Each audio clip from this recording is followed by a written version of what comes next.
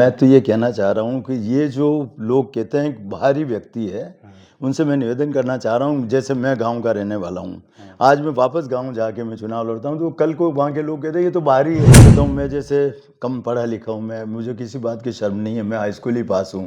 तो उस ज़माने में हम कांकरोली में फिर भी लाखों का कारोबार करते हैं। नहीं वो ठीक है, हर जगह फ्लाई ओवर ब्रिज है। हमने जब किसी ज़माने में पटेल सर्कल से मैंने सुझाव दिया था यहाँ कोट चौराहे तक, तो हमारे चैम्बर के लोगों ने विरोध किया सबसे पहले। तो आज मैं समझता हूँ शहर का इतना भला हो जाता है, आज जो अनवांटेड जाम में हम फंसते हैं सारे लोग, कोई नहीं फंसता। तो मैं क्या कह रहा हूँ भाई साहब, मुझे आज मेरे को बॉम्बे था, मैं बॉम्बे के बाद उदयपुर आया, आज वापस कल मेरा बेटा है कि अहमदाबाद है बॉम्बे, मुझे जाना पड़ जाए तो मैं क्या बाहर का हो गया क्या?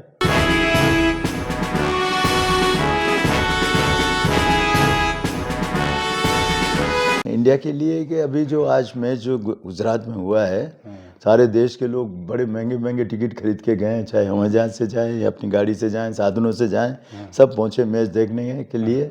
लेकिन स्टार्टिंग में जो इंडिया वालों ने जो मैच खेला, हमारे जो स्टार्टिंग रोहित शर्मा जी ने, जैसे उन्होंने करीब करीब 47 रन बनाए, लेकिन सारे चौके छक्के मार के, और उसके बाद मैच धीरे धीरे धीरे धीरे स्लो होता गया और इस तरह से लगा कि मतलब इंडिया जीतेगी कि नहीं जीतेगी भी बहुत मुश्किल सवाल था। और पहले स्कोर बता रहे थे कम से कम 315 बनाएंगे, धीरे धीरे 246 पे आए, उससे भी कम 240 बनाए इंडिया ने। लगता ये है कि फिर भी अभी देखिए बॉलिंग क्या करते हैं, अभी बॉलरों के ऊपर प्रेशर रहेगा ना। ऑस्ट्रेलिया भी प्रेशर में है तो नहीं, ऑस्ट्रेलिया किस बात का प्रेशर में, अभी खेलेंगे जब मालूम पड़ेगा ना कि वो किस तरह से खेलते हैं। अच्छा, ये तो थी क्रिकेट की बात।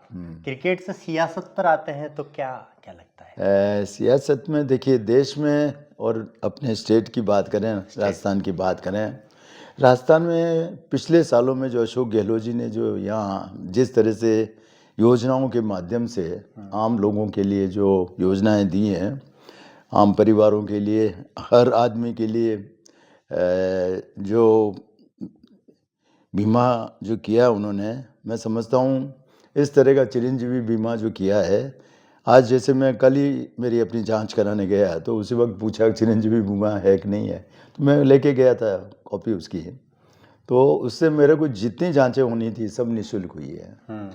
तो ये बहुत बड़ा काम हो गया है आम आदमियों के लिए, और ख़ास करके महिलाओं के लिए। जैसे उन्होंने घोषणा की है साल में 10,000 रुपये देंगे हर आदमी को, हर महिलाओं को, और उसके बाद 500 रुपये में गैस सिलेंडर दे रहे हैं। अब देखिए, जब कांग्रेस सरकार थी, मनमोहन सिंह जी थे उस वक्त, 450 रुपये में गैस का सिलेंडर था, आज 1,000 रुपये गैस के लग रहे हैं। अभी थोड़ा सा कम किया, उससे क्या फ़र्क पड़ रहा है? तो आम आदमी जिसका सारा बेस ही महंगाई के ऊपर चलता है, और जिस तरह से महंगाई बढ़ गई, अब जब 2014 के पहले 36 रुपया तुअर की दाल थी, आज 160 रुपया है। मतलब क्या स्थिति होगी देश में? और जबकि लाखों में, चूंकि मैं व्यापारी हूँ, देश में करीब करीब 1.5 लाख करोड़ से भी अधिक जीएसटी जा रहा है।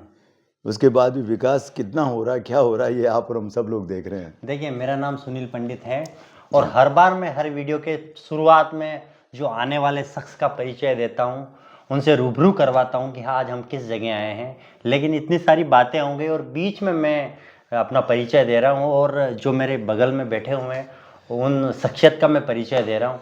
इसलिए मुझे ये फ्लो में ये भान नहीं रहा कि मुझे यहाँ परिचय देना है खुद का भी, और जो मेरे साथ बैठे हुए, हम इतने बातों में मशगूल हो गए हैं। इनका नाम गणेश जी डागलिया है, उदयपुर के जाने माने व्यापारी कह सकते हैं, और उदयपुर के जाने माने सोशल वर्कर कह सकते हैं, और उदयपुर की जानी मानी हस्ती कह सकती। 25 जनों की अगर एक लिस्ट निकालें और उसमें ये जाने कि कौन सोशल वर्कर जो सामाजिक काम है उसमें अग्रणी है, तो एक नाम आएगा, वो है गणेश जी डागलिया का। राजनीतिक समीकरण है, हर तरफ राजनीतिक चर्चाओं की बात हो रही है। हमने सोचा कि हम उन लोगों तक पहुँचें, उन लोगों तक जाएं जो इस उदयपुर में अहम भूमिका निभाते हैं, घर घर जाते हैं। इनकी अपनी एक संस्था है उदयपुर सेवा समिति, जो वार्ड वार्ड में जाती है, समस्याओं को देखती है। तो आज वो शख्स हमारे साथ में है। सबसे पहला प्रश्न मेरा ये, हर वार्ड में गए, घूमे, देखें आप, क्या ऐसी समस्या हैं जो आज भी बहुत विकराल स्थिति में? आपने बहुत अच्छा सवाल किया है। हम लगभग सन 1985 से शहर के वार्ड के दौरे करते हैं और उन दौरों में जो अधिकांश समस्याएं आती है जिसमें 70% से ज़्यादा नगर निगम से संबंधित या नगर परिषद या नगर वहाँ की जो संस्था नाली है, पानी बिजली। हाँ उनकी 70% समस्याएं आती है। उसमें मेन सबसे पहला होता है सफाई व्यवस्था।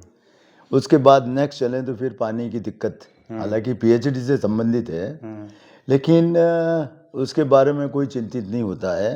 रोड लाइटें नहीं जलती हैं, जलती तो 24 घंटे जल रही हैं, कोई देखने वाला नहीं, कोई बताने वाला नहीं। मैं आपको बताऊं, जब शुरुआत हमने की थी उस वक्त नगर परिषद के 3 अधिकारी हमारे साथ जाते थे। हेल्थ ऑफिसर साथ जाता था क्योंकि काम तो उसी को करना है, कहाँ गंदगी है नहीं है उसी को काम करना था। फिर उसके बाद सेकंड में रोड लाइट वाला भी हमारे साथ एक एन जो भी साथ चलते थे और 3 अधिकारियों के साथ हमारी टीम चलती थी। फिर धीरे धीरे ज्यों ही उनको मालूम पड़ा और कि साहब ये तो कांग्रेस ही है, इनके साथ ये अधिकारी क्यों जा रहे हैं, तो प्रेशर पड़ा उन लोगों के ऊपर और वो बंद हो गए हमारे साथ। फिर हम लोग अपना वीडियो बनाते थे हर दिन का, जहाँ भी जाते उस जितने वार्डों का दौरा किया। हमारे एक सेवा समिति के मेंबर हैं हरीश लालवानी जी, फोटोग्राफर भी हैं, उन्होंने वीडियो बनाना शुरू किया और वो वीडियो हम हर जगह लोगों को बताते किस तरह से होता है। लेकिन मैं आपको एक बात बताना चाहता हूँ, सबसे बड़ी बात ये, देश के और शहर के या कहीं के भी नागरिक जागरूक नहीं है। उसका कारण है कि आपके यहाँ रोड लाइट बंद है। जब तक आप उस अधिकारी को नहीं बताओगे कि मेरे थंबे के बाहर, मेरे घर के बाहर या फला जगह रोड लाइट बंद है, तो उनको क्या मालूम। और हम लोगों से जो भी समस्याएं लेते हैं उनके समाधान के लिए उसी वक्त नगर निगम में चिट्ठी भी भेजते हैं, फ़ोन के माध्यम से भी अधिकारियों को उसी वक्त बता देते हैं। उसके बाद हमको जो मालूम पड़ा वापस हमारे पास कोई सूचना ही नहीं आती चालू हुई कि नहीं हुई। तो हमने जो कंप्लेन करते थे जो वार्ड में, हम उनका नाम लिखने लगे, उनके टेलीफोन नंबर लिखने लगे और उनको वापस 4 दिन बाद वापस फ़ोन करते हैं कि साहब आपकी लाइट चालू हुई नहीं हुई, या पानी की समस्या हल हुई कि नहीं हुई, या सफाई हुई कि नहीं हुई। लेकिन फिर भी वो देखते हैं अच्छा मैं देख के बताता हूँ। इस तरह की स्थितियाँ हैं। तो देश में सबसे पहले तो मैं यही निवेदन करना चाह रहा हूँ, हम लोग जागरूक बने। हम जागरूक नहीं बने तो हमारी समस्या यूँ की त्यों रहेगी। और दुर्भाग्य ये है कि ये चुनाव होते हैं, चाहे विधानसभा के हो चाहे लोकसभा के हो। लोकसभा वाले का काम है वो दिल्ली चला जाएगा, वहीं सब कुछ करेगा। विधानसभा में भी हमारे जयपुर में यहाँ से जो विधायक चुना जाता है वो जयपुर चला जाता है और उसका भी कोई शहर के लिए ज़्यादा रोल होता नहीं है। लेकिन जो संस्थाएं हैं या जो वार्ड पार्षद यहाँ से जीतता है उसकी ड्यूटी होनी चाहिए वो वार्ड में राउंड करें। आप देख रहे हैं कि अभी जीतने के बाद कोई वार्ड पार्षद मतलब कोई राउंड नहीं करते हैं। मैं भी 94 में 1994 में किरण जी महेश्वरी जी हमारी सभापति थी, उस वक्त मैं भी यहाँ से अशोकनगर से चुनाव लड़ा हूँ और मैं एक ही आपके सामने बैठा हूँ, व्यक्तित्व हूँ। इस अशोकनगर में 73 साल आज़ादी के बाद अगर कोई कांग्रेसी जीता तो मैं अकेला कांग्रेसी जीता हूँ। ना उससे पहले ना उससे ना बाद। मैं पहले भी कभी कोई नहीं, चाहे नहीं कभी लीड नहीं ली हमने। अच्छा। चाहे विधानसभा हो चाहे लोकसभा हो या चाहे नगर परिषद हो नगर निगम हो, किसी में हमने आज दिन तक किसी यहाँ से किसी कैंडिडेट ने लीड नहीं। बीजेपी के गढ़ में गणेश जी बैठे हुए हैं। अब गढ़ में क्या बैठे हैं अभी, हम तो जब उदयपुर गांव छोड़ के आए हैं, कोसीवाड़ा नाथद्वारा के पास गांव है हमारा, वहाँ से छोड़ के आए हैं, जब से अशोकनगर में ही रह रहे हैं। लेकिन मैं आपसे ये निवेदन करना चाह रहा हूँ, जब 62 मैं आपको पुरानी बात बताना चाह रहा हूँ, जब 62 में चुनाव हुए थे, जब मुश्किल से हम 18 साल के थे, उस वक्त हमारे अंकल वहाँ चुनाव लड़े थे पंचायत का, सरपंच का। उस जमाने की बात है कि हमारे यहाँ गांव में माफीदार होते थे और उस वक्त जनसंघ पार्टी हुआ करती थी, भाजपा नहीं थी, जनसंघ थी ये वाली। हाँ जी हाँ। तो अंकल के खिलाफ जनसंघ वाले लड़े और हमारे अंकल की परिस्थिति ये थी वो तो जो सामने लड़ने वाला डंडे के बल पे वोट लेता था। अच्छा। गरीब लोगों से, आदिवासियों से या राजपूतों से डरा धमका के उस जमाने में हमारे अंकल को खड़ा किया। फिर जो परिस्थिति हुई उसके बाद सबसे पहले हमारी दादी वोट डालने गई हैं 62 में। अच्छा। और उसके बाद सारे करीब 100 महिलाओं के वोट हमने डलाए और 100 वोटों से अंकल जीत गए। वोटों की सियासत चल रही है। उदयपुर में गौरव वल्लभ को प्रत्याशी बनाया है कांग्रेस ने। बीजेपी कह रही है कि बाहर ही हैं, बाहर ही चला जाएंगे। उनके जो प्रत्याशी हैं वो भी उन पर कई आरोप लगा रहे हैं। आपकी नज़र में गौरव वल्लभ कैसे? मैं तो ये कहना चाह रहा हूँ कि ये जो लोग कहते हैं कि बाहरी व्यक्ति है, उनसे मैं निवेदन करना चाह रहा हूँ, जैसे मैं गांव का रहने वाला हूँ, आज मैं वापस गांव जाके मैं चुनाव लड़ता हूँ तो कल को वहाँ के लोग कहते हैं ये तो बाहरी है, कहाँ से आ गया। और यहाँ वाले कहेंगे कि वो बारी है। जी हाँ, तो रोटी रोजी के लिए हर आदमी, जैसे आप यहाँ बैठे हैं, कल आपकी जयपुर पोस्टिंग हो जाए या और कहीं हो जाए और वापस आप यहाँ हो ना, आपको कहने लग जाए कि साहब आप बाहरी हो, ये कैसे हो गया ना। आज देश के कितने लोग एक दूसरी जगह, मोदी जी स्वयं कहाँ से लड़ रहे हैं, वो यूपी से लड़ रहे हैं, कहाँ के रहने वाले हैं, गुजरात के। फिर क्यों?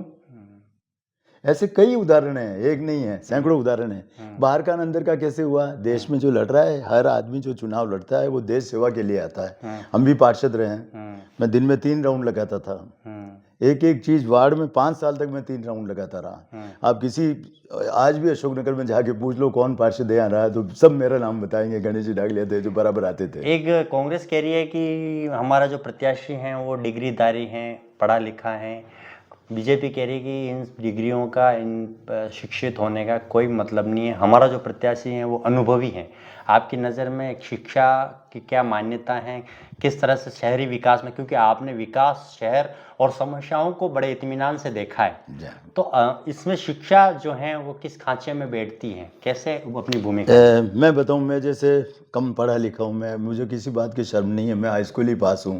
तो उस ज़माने में हम कांकरोली में फिर भी लाखों का कारोबार करते हैं। नहीं वो ठीक है, वो करना वो अलग बात है, वो तो हमारे पैतृक समझ लो ये हेरिडिटी है परिवार में। बॉम्बे में 85 साल से दुकान है हमारी, 62 में पहली दुकान हमने बॉम्बे में की थी और 62 के बाद बच्चों की पढ़ाई के लिए हमको उदयपुर आना पड़ा। शहरी और बाहरी की बात, और जो पढ़ा लिखा व्यक्तित्व अगर होता है उसकी सोच बड़ी होती है।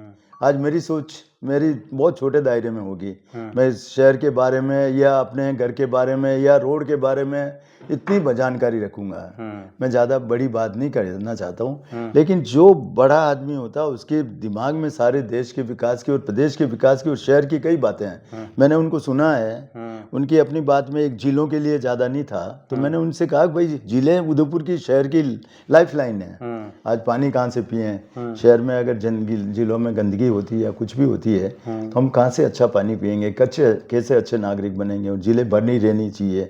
तो उन्होंने बिल्कुल उस बात को माना और आज शहर हमारा इतना बड़ा फैल गया है, आज भी हमारे पास एक घंटाघर से यहाँ आने में 10 मिनट लग जाते हैं, जगह 4 जगह जाम रहता है।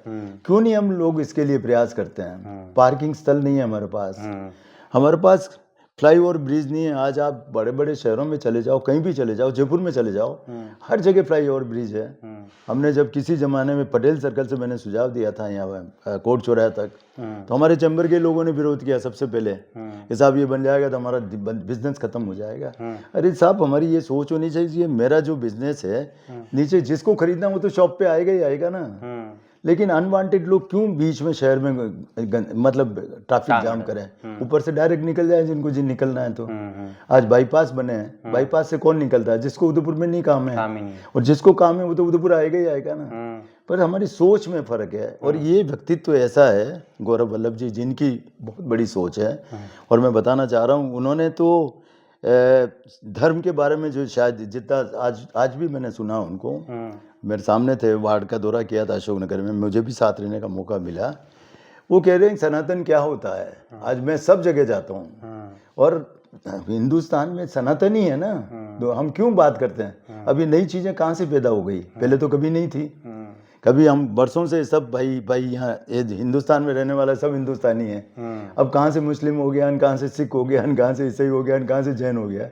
ये सब पता नहीं किस तरह से बातें फैलाई हुई, और मैं इसके बारे में कुछ नहीं कहना चाहता हूँ। लेकिन मैं तो यही चाहता हूँ, देश में जो रहने वाला है सब भारतवासी हिंदुस्तानी है, हम देश के लिए सब समर्पित हैं। कुछ भी कहती है कि हमने इतने सालों में बहुत सारे काम किए हैं, पार्किंग को लेकर, झीलों को लेकर। तो आप जब जाते हैं मौके पर देखते हैं वास्तु स्थिति क्या होती है, क्या मैं बताऊँ आपको, आप शहर में घूम लें, किसी ज़माने की बात आपने बात छेड़ी थी तो मैं बताना चाह रहा हूँ।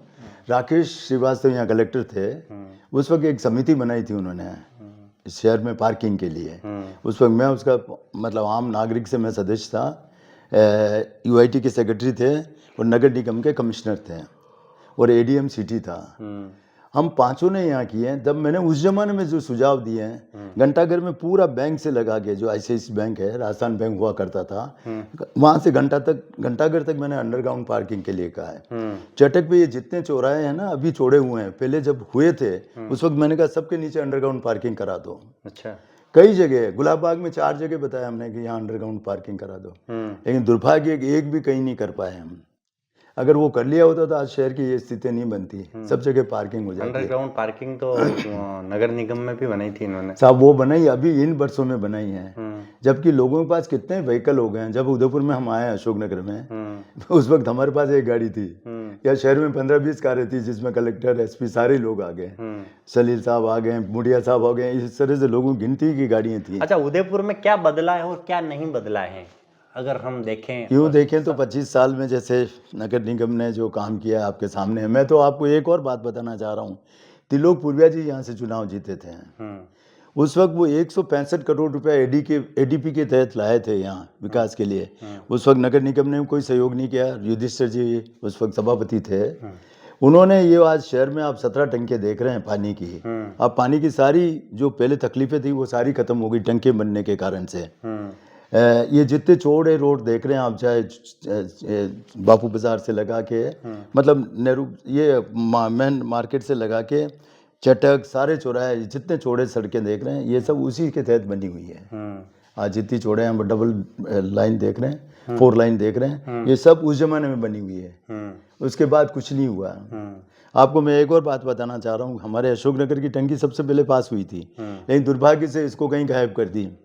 फिर उसी दिन उस वक्त कलेक्टर थे अशोक सिंह भी यहाँ, वो यूआईटी में थे, मैं खुद गया, तिलोक जी मेरे साथ आए, 10 लाख तिलोक जी ने दिए हैं और 5 लाख गिरजा व्यास जी ने, उस वक्त सांसद थी ये, उन्होंने 5 लाख उन्होंने दिए। 15 लाख में सबसे पहले टंकी अशोकनगर की बनी है और सबसे ज़्यादा तकलीफ अशोकनगर के लोगों को पानी की थी और वो सहूलियत हो गई।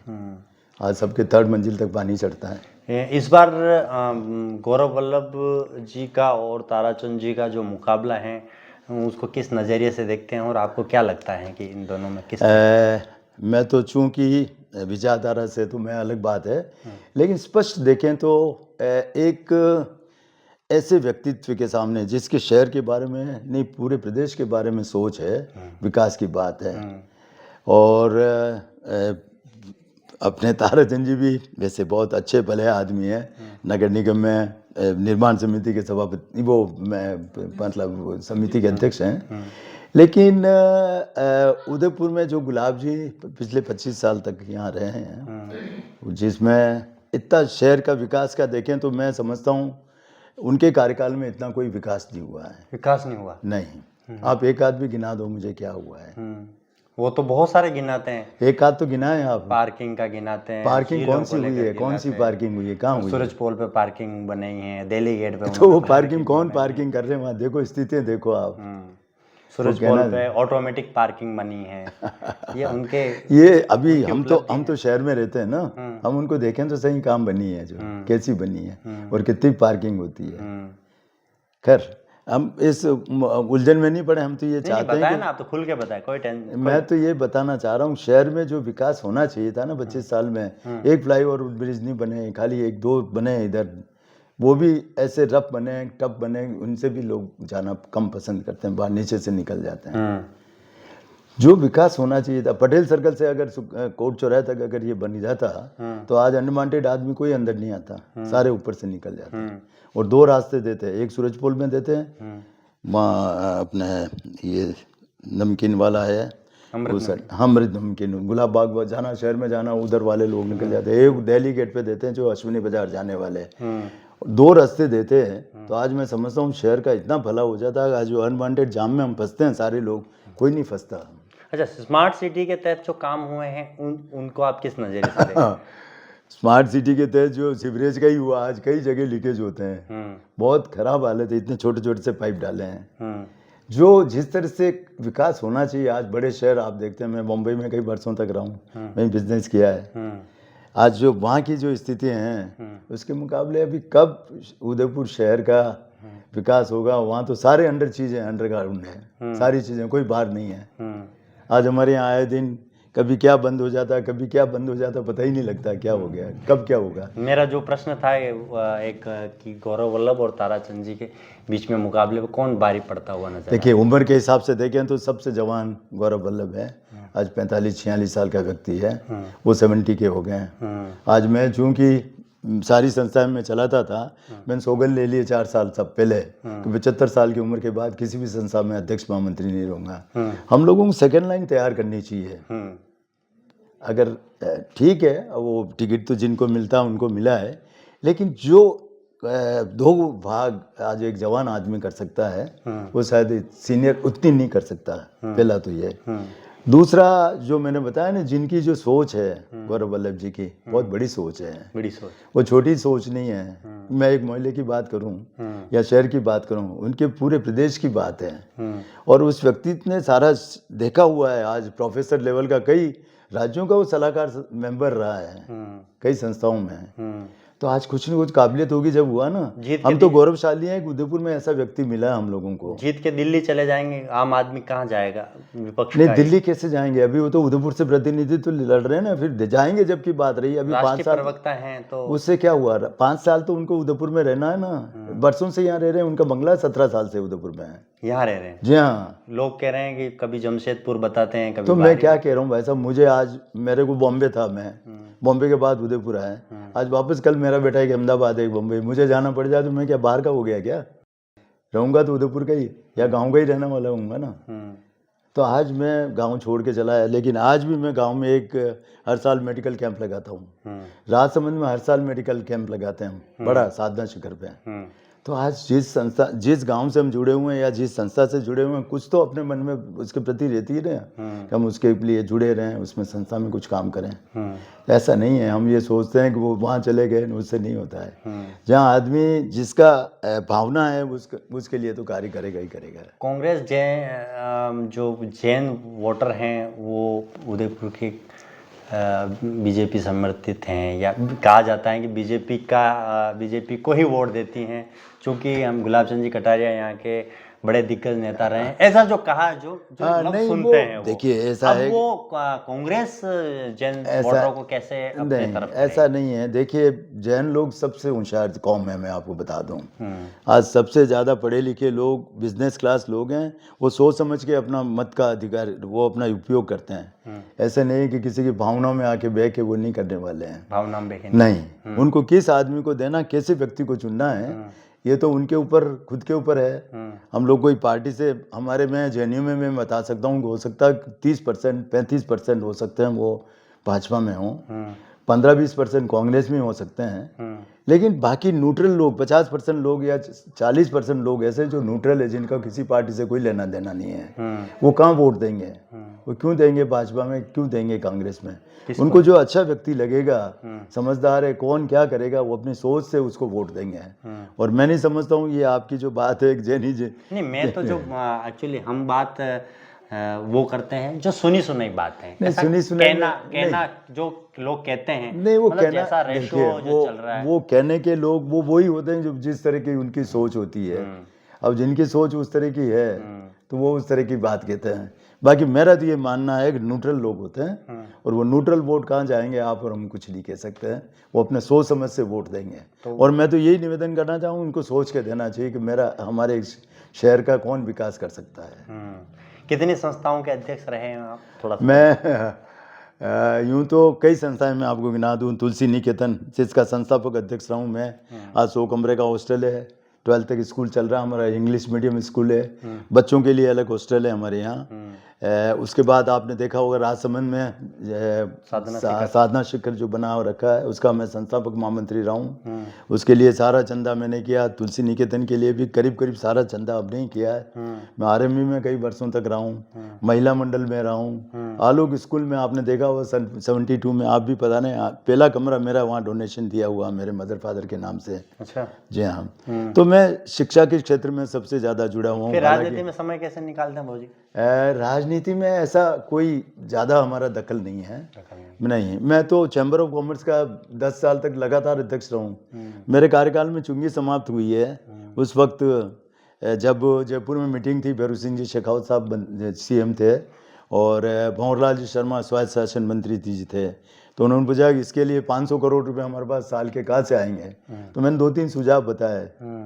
तो हमारे KL जैन वहाँ के जो हमारे चैम्बर के हैं जयपुर में, उन्होंने हाथ पकड़ा कि आप रहने दो, पता नहीं बेरू सिंह जी बहुत होशियार है, ये टैक्स भी लगा देंगे ये जो आप बता रहे हो उनके ऊपर, और शायद चुंगी समाप्त नहीं करेंगे। लेकिन वो तो बाद में है, चुंगी समाप्त हो गई और उससे आज इतनी रिलीफ मिली है आज ट्रकों वालों को, आम आदमियों को। पर पता नहीं किस किस आदमी को पकड़ लेते थे, उसको तंग करते थे, वो सारी समस्याएं हल हो गई है। खैर, तो ये थे गणेश जी डांगलिया, जिनका और संस्था में बता दूं संस्था बताएंगे तब तक तो ये वीडियो 1 घंटे तक चला जाएगा। ठीक है ओके। मतलब मैं मोटे मोटे तौर पे बताऊं, 40 से ज़्यादा संस्थाओं के अध्यक्ष रहे हुए हैं, 100 से ज़्यादा संस्थाओं से जुड़े हुए हैं। और जो कि मैंने पहले वीडियो में आपको बताया था कि 25 लोगों के टॉप अच्छे लोगों में या समाज सेवी की अगर लिस्ट बनाई जाए तो गणेश जी डागलिया साहब का एक अलग ही मुकाम है, अलग ही शख्सियत है ये। तो हमने तमाम शहर की मुद्दों को लेकर, बातचीत को लेकर बातचीत की इनसे, और उम्मीद है कि ये वीडियो आपको पसंद आएगा। मैं सुनील पंडित और कैमरे के पीछे योगेश सुखवाल हैं। शुक्रिया, धन्यवाद, जय मेवाड़। नमस्कार, सबको नमस्कार।